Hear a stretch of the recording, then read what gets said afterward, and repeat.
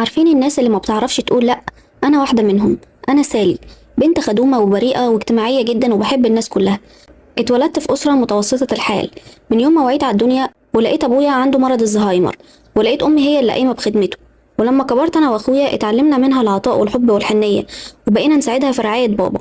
واتعودت أبقى شخص خدوم وبيحب يساعد الناس، وما كانش عندي أي مشكلة في كده.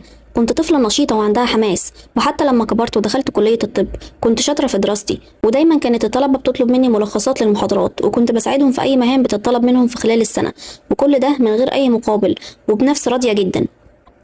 رغم اني كنت ساعات كتير باجي على نفسي وبتعب جسديا، بس كان مستحيل اكسف او ارد حد طلب مني حاجه. ما كنتش حاسه بالمشكله دي وانا صغيره. ايوه مشكله، ومشكله كبيره كمان لدرجه انها دمرت حياتي. ابتدت ملاحظتي للموضوع من ايام الجامعه واستغلال زمايلي ليا. افتكر مره قبل امتحان العمل الماده كانت صعبه جدا، وانا عشان كنت شاطره وبحب دايما اكتب كل حاجه